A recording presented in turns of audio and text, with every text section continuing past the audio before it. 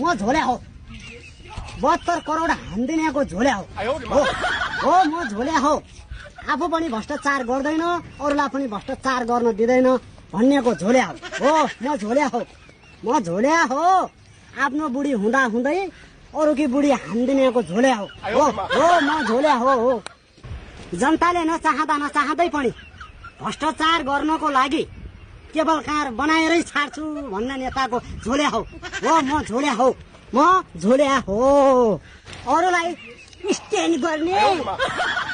भनेर आफ्नो पार्टीका सारा मान्छेहरूले कार्यकर्ताहरूले नेताहरूले स्ट्यान्ड गरेको नदेख्ने सुनिता डङ्गुलको झोल्या हो म झोल्या हो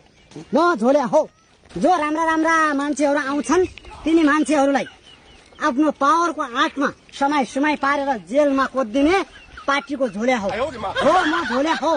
म झोल्या हो म झोल्या हो म झोल्या हो म झोल्या हो म झोल्या हो हो म बोगा नेता भएको बोगा नेता भएको पार्टीको झोल्या हो म झोल्या हो म झोल्या हो म झोल्या हो चुनाव भन्दा अगाडि यो गर्छु त्यो गर्छु भनेर ठुला गफ दिने अनि चुनाव जितिसकेपछि केही नगर्ने पार्टीको झोल्या हो म झोल्या हो मासु भात दिदी पेट्रोल दिदी मान्छेहरूलाई कार्यक्रममा बोलाएर भाषण दिने पार्टीको झोल्या हो म झोल्या हो म झोल्या हो म झोल्या हो म चोर फटा गुण्डा सबैको झोल्या हो म झोल्या हो म झोल्या हो म झोल्या हो